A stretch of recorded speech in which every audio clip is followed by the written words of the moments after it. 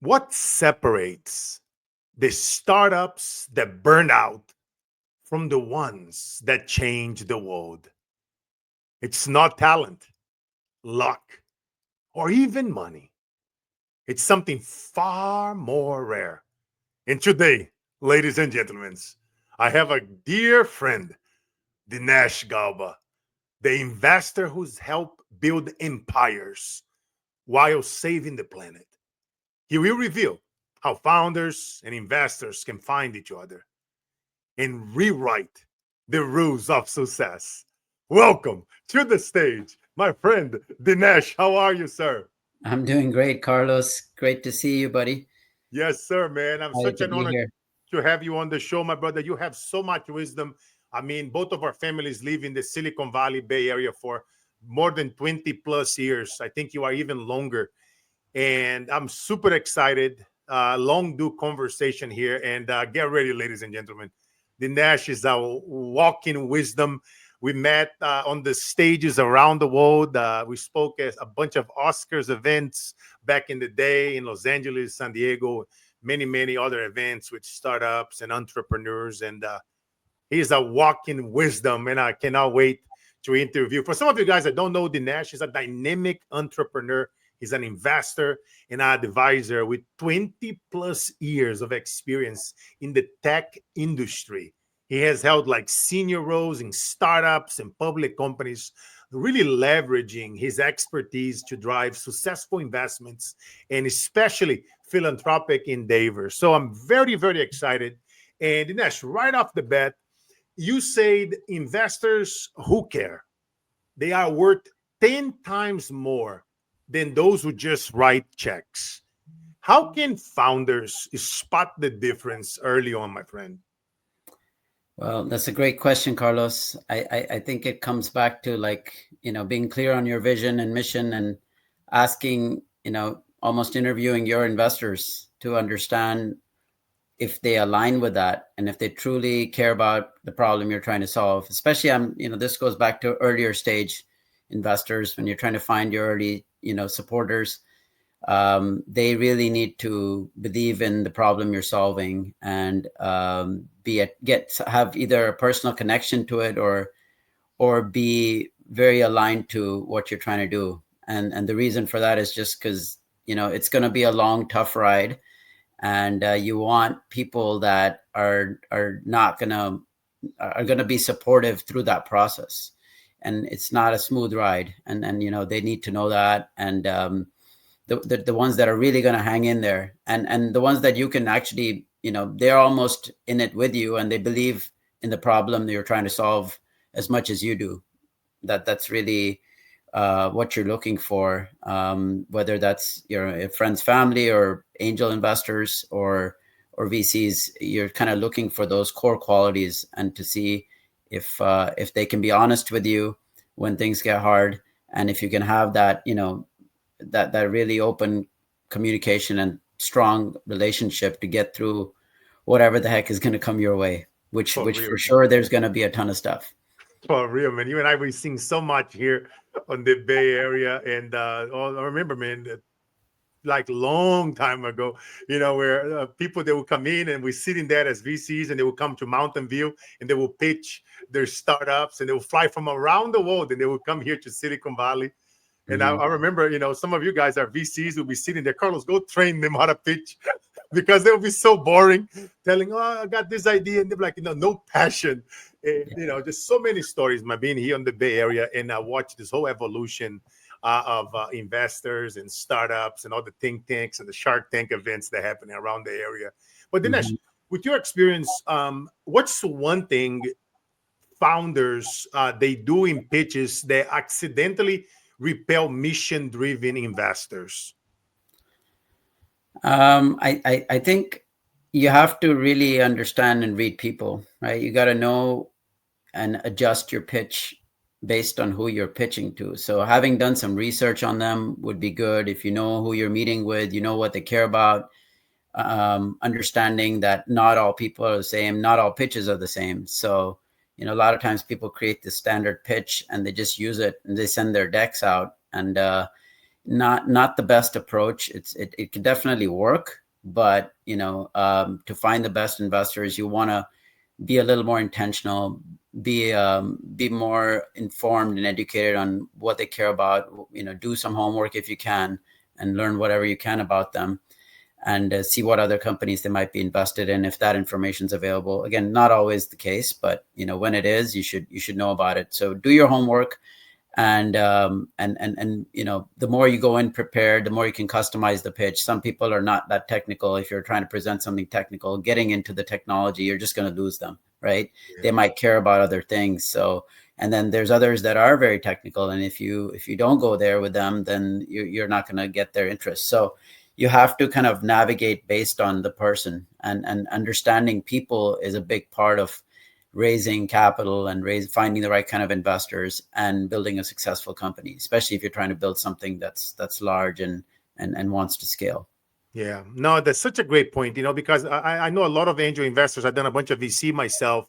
And if you're going to come in and pitch, to somebody that's, let's say, if you want to pitch a non-tech, uh, uh, you know, startup project to a technical person like yourself, you love investing in tech. We have friends and even billionaire friends like Mr. Stearns, that big in the tech space. And if you're going to go to him with something that's non-technical, he's just going to say no, right? So it's so important knowing where other projects has those VCs and ourselves have invested into, right? And then because the extra step in doing the homework, looking at their LinkedIn, look at their last blogs, or if they have a book, the things that are important to them, that extra step that is so important and so many people miss. You're so right, where they just have a standard pitch. No, it's like, no, you got to diversify. And no, I love that. And Dinesh, how can a founder's story turn a skeptical investor into a passionate advocate? I think that goes back to, again, the connection to the problem, and how much the investor can be bought into. How connected is this founder to the problem? Are they willing to go through all the ups and downs, go to hell and back, basically, to solve this problem, right? And the stronger their tie is to it and their personal story is to it, especially if it's a first-time founder. Serial founders have a different profile, but if it's a first-time founder, really getting to the core of why did they pick this problem to solve now, right? And why are they the best person to solve it? Like, that's what they have to convince the investor. And that has to come and be authentic. I mean, if it's not, most good investors will see through that. And so that's really the differentiator for people that successfully raise money and ones that don't, is the core of connecting to the problem and convincing the investors that they are the right person and this is the right time, and what led them to that place. A lot of times people just jump into their pitch and it's like all numbers and metrics, which is great. You want to do that for the right kind of investor, but the more you can get the investor to connect to the problem you're solving and to you and to your story, the more likely they are to even take another meeting or to dig in further. Yeah, no, man, real talk, my brother, real talk.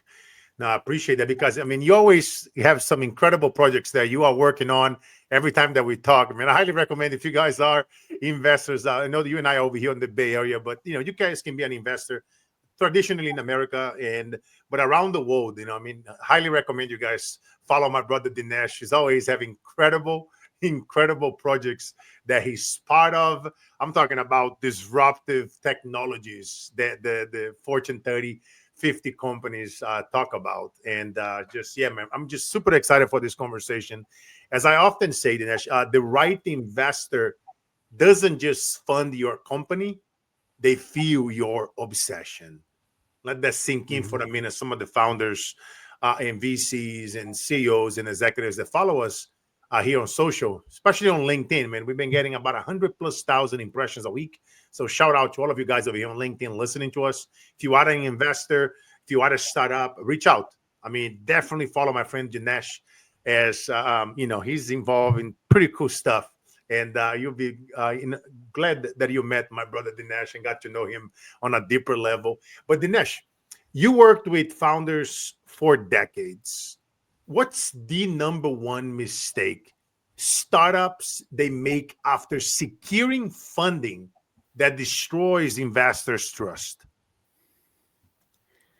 That is a great question, Carlos. I don't know if there's a specific answer to that, but I would say in general, it's lack of transparency and lack of engagement. So once you raise the money, if you don't ever keep in touch with your key investors and you don't give them updates on a regular basis and you don't share the good and the bad, a lot of times founders don't do that. They're just too busy building. They forget about that piece and they only go back when they need money or there's a problem. And and that creates a lot of friction over time because the investor loses trust, right? And the whole idea is to keep trust and build a trusted network around you of whether it's your team or it's investors or customers. You got to have that very strong level of trust that comes from open, transparent communication and really, showing them that this is a partnership, which it is. I mean, any company to become sizable takes years, and it requires the belief and support of the team and the investors to get the company there, to get the founder there. So, keeping them in the loop on stuff and making them feel part of the journey, especially if, the ones that are truly connected to the problem. It's not that you just get the check and then that's it, and they get an update from you randomly, which tends to be the case for a lot of founders because maybe they don't have the experience or they're not people, so they're just too busy building. But that's a very important thing to keep in mind, is that you need to keep that trust level very high and be transparent, be honest, and not all news is good news. And the ones that are truly by your side, they will support you because they believe in the mission, and they will help you if you go to them early enough and are open and transparent enough, rather than waiting till the point where it's too late and you can't do anything to turn things around. And now you go to them and now you've lost all the trust, and even your biggest supporters now will not support you. Yeah, no, man. That's so true, my brother. It's so true, man. And sometimes, just like one thing that I love about you is like you always go above and beyond. You always, offer value. Many times, if you see me speaking or running a mastermind or doing something, you would come to me and you offer value. You give feedback, and I love that about you because you think differently, right? Like you're always coming from that place of adding value, and you do the same thing, and that's why you're so successful. And you sit on so many boards of companies, big companies. We're not talking about like mom and pop. We're talking about billion-dollar companies, and that they are blessed to have you sitting there, my brother. So just a little feedback from you that I love that about you. Always coming from a place of value, offering feedback, and that's why you and your wife, shout out to Dr. Sheila, adding so much value to others, which I'm gonna also have it on the show, and I'm looking forward to that. But you're touching on a good thing about the tough times. And speaking of the tough times, Dinesh, how Mhm. can founders turn investors into true partners, especially through those tough times? What would be your biggest advice on that, my brother?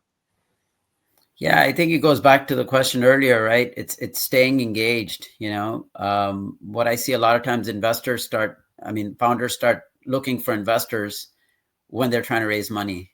And I think this is, it can certainly work and you can get lucky, but if you're going to be more intentional about it, you want to engage these people before you ever raise money, or before you want to raise money, or before you need anything from them, right? And you want to find these people that are going to be your allies because they believe in the problem you're trying to solve. And whether they invest or not, they open their network or they become advisors. That's what you want. You just want them to be in your sphere and to build these kind of trusted advisors around you, and then keep them engaged. And that's what keeps them tied to your journey and to want to support you, whether it comes time to when you are raising money. If they know exactly what you're working on, they know what progress you've made, they've been through some of your journey, they're much more likely to be there for you and to support whatever that next step is. And if you're going through challenges or pain points, again, it's having that strong relationship that's outside of the money, that's really where it gets valuable. And it's not always about the money. The money may not be the biggest thing that they can provide to you. It could be the advice, it could be the network, it could be just another person to brainstorm with that will be honest and will give you, will be brutally honest, which is what you need sometimes.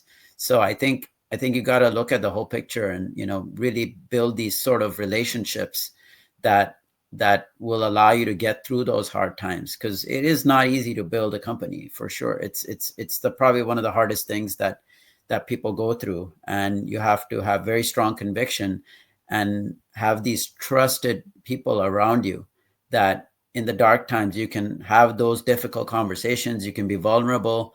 It's not all about, looking great and coming out and talking only when things are going well, but it's being able to have these open, honest conversations with this kind of trusted peer group or, advisors that will help you through that. And they'll help you see the perspective or change perspective or come up with new ideas and help you get through those dark times.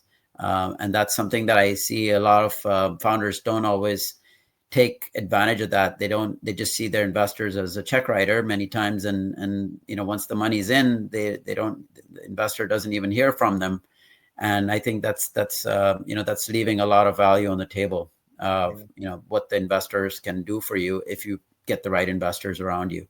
Yeah, man, such a great advice and answer, man, to that question, brother. I like you and I, we've seen a lot, right? You and I know a bunch of celebrities and high level CEOs over here in Silicon Valley, and sometimes, because of mental health, some of these people might be a little suicidal, or they might be under a lot of stress with their marriage and their companies and their board.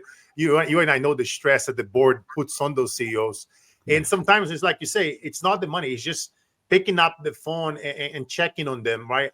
Like a week or 2 weeks after they wrote that check. Hey, how you really doing? Or if you heard something on the tabloids or whatever the case may be, or at the end of Q1 or Q2 and the numbers doesn't look so well, right?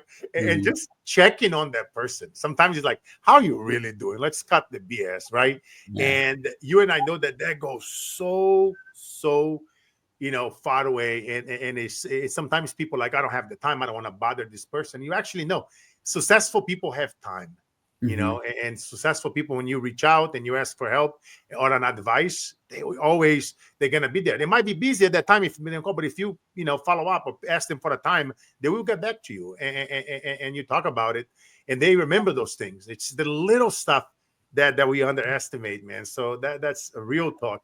And You're absolutely right. I mean, I in my entire portfolio of companies, the ones I engage with more are the founders that I'm more connected to, that I reach out, or that that are keeping me in the loop, that care to get my advice, that are active with their investors. And those are the ones I find that they're also more resilient when things go wrong. They feel okay to ask for help, right? It's not, nobody has all the answers, and until you've been through the journey a few times, there's definitely a lot to learn. And so just making sure you're open to that, and you're doing it in a way where you're not just taking or asking for people's time. You're willing to recognize that that's everybody's busy, but it's the relationship that opens those doors. If you've built that relationship of trust and adding value and keeping people engaged, then they're more likely to want to talk to you and help you. And so but that's a long-term, view of how to build that. It's not something that happens overnight, or it's not a transactional thing.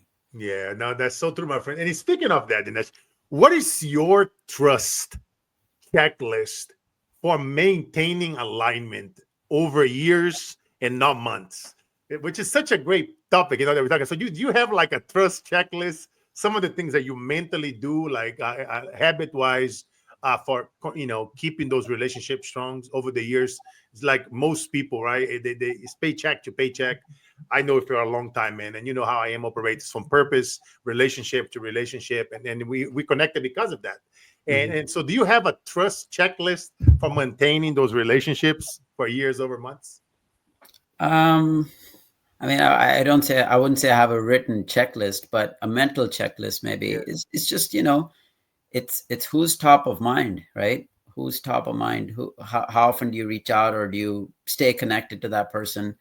And I'll give you a great example. I was involved in a company about a decade ago that we ended up selling the company, and it was based on one relationship. I literally kept this one relationship that would have been very easy to forget and not do anything about. And that relationship, I nurtured it, and I kept that person in the loop on what we were doing. And even though they weren't going to invest, and then next thing I know, out of 3 or 4 times I've talked to them, they reach out. When I reach out to them to check in, they're like, okay, wait, I have someone you should meet. And that leads to another meeting, which then leads to the company being acquired by a big public company. So I think these are the sort of experiences that remind you, like, you just never know. And you want to maintain and keep those relationships as much as you can.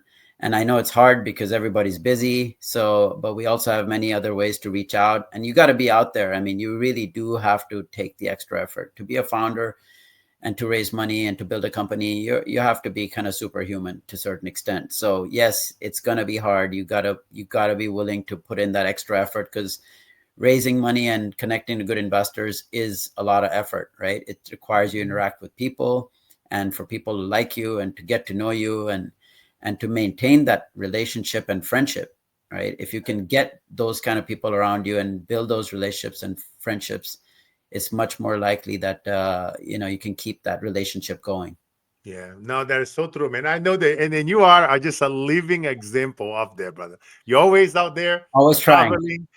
traveling, always on the go. You and I we always meet each other somewhere around the world, and I love that about you, man. Literally, you did not just talk; you walk the talk, man. And I that's what try. I love about you, brother. You know what I mean? It's real talk.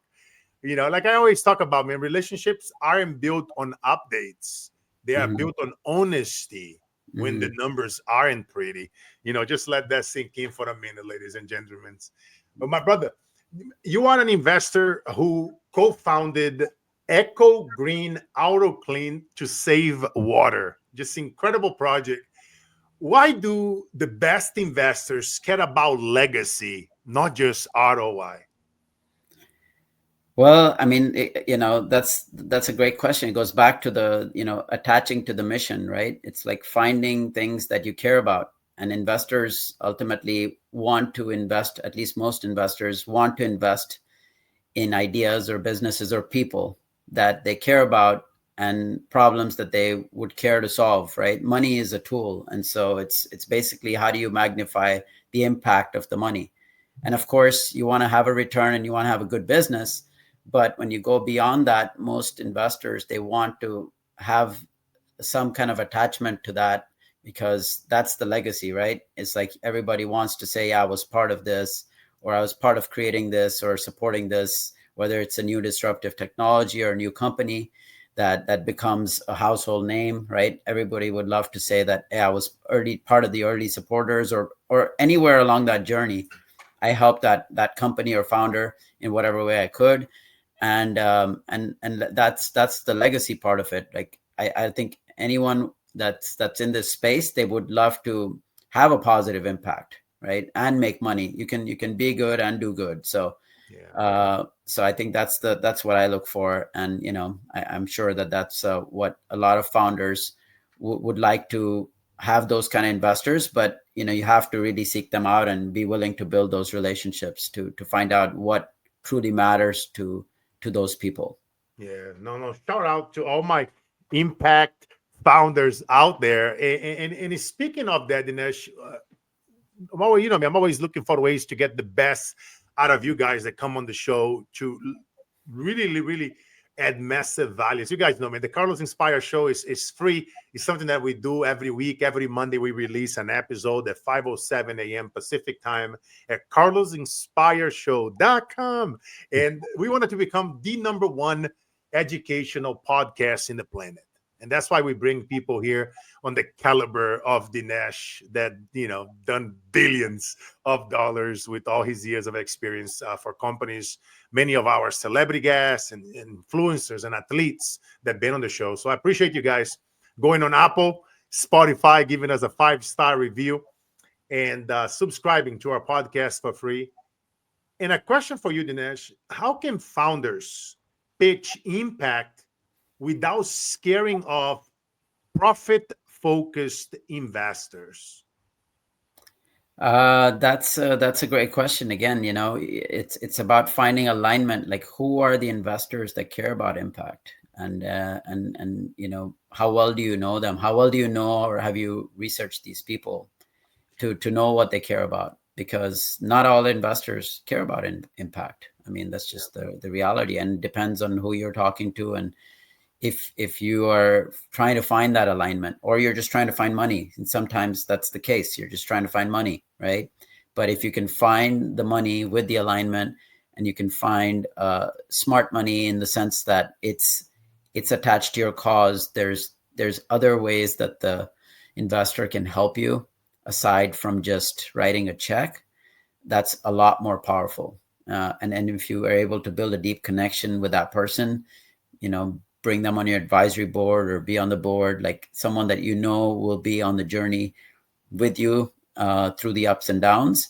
That's really where it becomes very powerful. And impact is a relative thing. It's not, impact means different things to different people. So you got to understand what it means to that person, and whether you can align with that, and whether it aligns with you, right? Because many times it may be impactful to them but not to you, and so you want to make sure that you are finding a good fit there, right? Because this is going to be like a marriage. It's a long-term journey, and if your early supporters are not don't have the same belief in what you're doing, or don't care about the impact you're having, then it's going to be a harder journey, especially if things get tough, or if things don't go as planned. yeah, no, man, that is so true, man. I mean, you and I, we over here in the Bay Area for so long.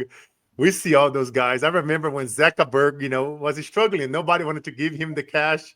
People were leaving, and now I bet you they all regret, you Well, know. most of the time you hear the story, it's after the success, and you didn't hear the 99 no's, or all the no's that they got. But a lot of these very big household names went through that journey, right? They've had a lot of no's, and most people probably said no to them, and it took one believer, right, or Yeah. two believers The to Palo really Alto get garage behind is them. I not mean, that. Silicon Valley is famous for that, right? It's the land of dreams, because you can come with that big vision and big dream to change the world, and there are people here that will align and support you for that. You just got to find the right people, and you can Yeah, spend a lot of time talking to the wrong people, which is the challenge. The more you're intentional, and the more you can actually spend the time, because finding that person is like a full-time job. It's finding those people, and putting the research and time in, and being intentional and authentic, right? You're not just yeah, trying to go build a relationship because you're trying to get something from them. But yeah, if you can find where you genuinely build connections with people, and you add value to their life, these are people that want to be around you. And that's yeah, that's the best money that you can raise is when people want to give it to you. yeah, You don't have to ask them for it. Like, they want to support your vision. They want to be proactive and say, hey, are you ready to take this thing to the next level? I want to be part of it. Let me know when your next round is, right? yeah, That's the best kind of investors or people you can have around you in your journey, are people that are excited for what you're doing, and they're waiting for the opportunity, rather than you just trying to go and ask for money. yeah. A pro tip for you guys out there raising money, doing fundraising, and looking for investors. Reach out to those founders in Fortune, 5,000s. Whenever you see them working on something or raising money, they love going through there for walks around Palo Alto, Mountain View area. I've done many walks in the morning and in the afternoon, or if they only had the time in the lunch, they love going for those walks just to kind of reset. And a huge, huge advice: if you can go for a walk with one of those founders. I had many friends that sold their companies to Google, and so huge, huge advice. And I even had the chance to meet Steve Jobs. Man, that's one brother that I didn't have a chance to have on the podcast. That was when I was interviewing people on social. I wasn't professionally yet, like I started doing the last 6 years Mm, on Apple. And Stevie loved walking around Yeah, you got to be out Apple, there. I mean, everywhere. absolutely. And there's guys that are out there, guys. Yeah. Zuckerberg, he goes like back in the day, he would go to Mountain View to the bars in Palo Alto that he used to be a bartender, and he would literally go there out of nowhere, close the whole place, drink some me, and he would serve people drinks. Imagine if you have an idea that you want to pitch. Zach, Zach is investing so much money on Oculus. He want to make the metaverse, and he have billions and billions in that. He has the vision. Now he have people like Dana White sitting on his board, and he's changing things a little bit, how the algorithm works, making like kind of Twitter X alike, where people can really share their voice and voice their opinion without worrying about being canceled, all this nonsense that we've seen it out there. But and speaking of that, Dinesh, man, what a just incredible. You got me. I think you got to be out here. there, Carlos. One thing that I want to leave some of the founders. You really have to be out there. You have to be a people person. You have to get out there, and I know a lot of tech founders, it's hard for them, or it's not natural. So you either have to have a co-founder that likes to do that, or partner with somebody, because you do need to be out there. And you hear stories all the time. I have a founder that got funded by one of the founders of Google, because he was at a conference and he sat next to a lady and had an interesting conversation. And next thing you know is that person is the wife or a partner of Google founder. And so, that was his first check or a second check. And those kind of things only happen if you're out there and you can have the ability to connect with people and get them excited about what you're doing. You really have to carry that passion with you and have the energy to be out there and always show up at your 100%, because that's what it takes to build something great. Yeah, and you're going to get a lot of no's along the way. And you just need one yes, right? You need one yes from the right person. And that's going to come by you just going through that exercise many times over and being authentic and genuine in your intent to find and connect with good people. Yeah, and not just immediately asking for money, right? That's the point. You can't just be very transactional, even though that tends to be like a lot of founders, they just want to raise the money and get on with it. But unfortunately, that's not where you find the best, or how you find the best investors. Yeah, no, man, one of the biggest thing, you guys know, one of the companies that I own, GetOnMoreStages.com, is helping people getting paid to speak, because I'm a firm believer the way how I was able to build my brand and connect with so many incredible people, and even get to know amazing people like you. We met through speaking on stages at many events. Me rolling up on the bicycle at the Oscars event. Oh, yeah, I remember. Throwing bread at Colin Farrell and Wesley Snipes. Yeah, you showed up with your full energy, right? That's actually what got my attention. Is your energy level was always 110%. And yeah, but I was like, yeah, I want to learn from this guy. People, you connect with people because you're doing things that are different, and in the stages you build instant credibility and authority. But especially when you say the keywords, you show up your authentic self, right? I was afraid to do the bike. I always, I used to sell bread as a kid, but I was like, I never thought of him bringing the bicycle to the stage. And then one of our billionaire friends, Mr. Stern, go, Carlos, do it. He was like, we went to dinner the night before, do it. Then I went to Walmart with a few friends. I remember that day very clearly. You guys were all those amazing dinners that we have and all the who's around us. And then you guys start teasing me. Why did you bring the bike? Screw it. Don't worry about it. And then I was like, all right, screw it. I have a bunch of billionaires here telling me to do it. I'm going to do it. And then I did it. And the rest is history. It became like a symbol that I tested out, and I done it again and a few other events. But again, like you said, I show up with that energy, 110% authentic. I wasn't there pitching people. I was there to add value, teach through my frameworks, storytelling, focus on that brand creation, the things that we like I was telling you earlier, giving you your flowers there. You truly walk the talk because you show up, and that's why you have so many founders, so many investors coming to you. Hey, Dinesh, what are you investing on that I wanted to be part of it? Right now, you have people reaching out to you on social. I wanted to be part of whatever you wanted to be part of it, because again, that's the energy that you put it out there. But you're not just saying it; you actually walking the talk. And you've been, doing it for like now 20 plus years, man. And that's where, I love about you. And speaking of that, Dinesh, what is a legacy building collaboration you've seen over the years that still give you the chills?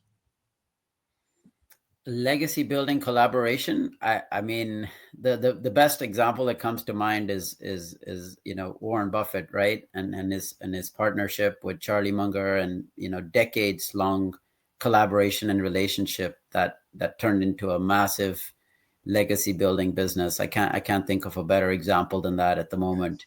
But that's very inspiring, and you could see the dynamic between those two and the partnership, and it was just beautiful to watch. I went to one of their annual investor meetings, and it was just such a great experience to watch these two just completely different personalities to a certain extent interact, and one's very quiet and one's very thoughtful and has a lot to share.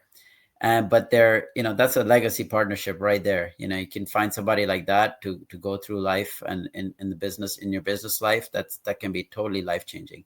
And one of the things that I would like to share is try to become a leader earlier, right? Like, try to step up in your field or whatever problem you're trying to solve, and become known, become an authority, so people want to learn from you, right?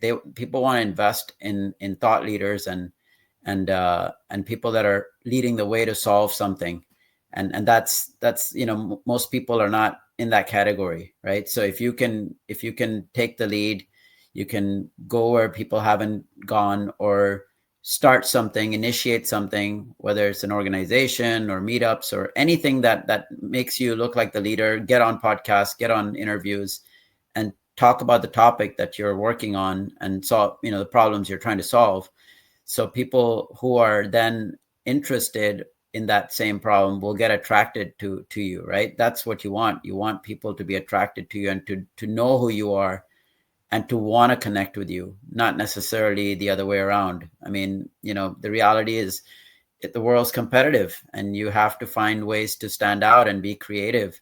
And if you want more people to join you in your mission, people want to go and support leaders, right? People that they believe will be able to solve a hard problem, or solve the problem that they're passionate about. Yes, man. No, so true, man. I love that duo there, man. Munger and Buffett, just legendary. That does give the chills. I mean, through Tony Robbins, also have the honor to kind of meet and learn about some incredible people that he's been associated with, that he brings at his events. Just legendary folks like Paul Tudor Jones and Ray Dalio, one of my all-time favorites too. And Yeah. I highly recommend you guys, reading anything that Ray puts out there, and it's just incredible. Wow, as I always love to say, man, legacy isn't what you leave behind; it's what you ignite in others. Let that sink in for a minute, ladies and gentlemen. And Dinesh, before I ask you the final question of the show, man, wow, the show is so fast, just incredible. When you have a great time, time goes fast. Yeah, it Dinesh, does. what is the best place? I bet you, man, they're gonna be following you, but I mean, you're always working on incredible, mind-blowing ROI projects. For any investor, founder, anybody that's looking to invest in the big brains, in the latest and the greatest projects out there, what is the best place that they can reach out to you and ask you about, what you are working on, if you have anything amazing, because you always got something powerful going on. I know that sometimes you have things that you cannot discuss and talk about it because NDAs, but I personally know that you have a lot of great things at this time. So for any investors out there, I mean, I have a lot of multimillionaires that follow the show.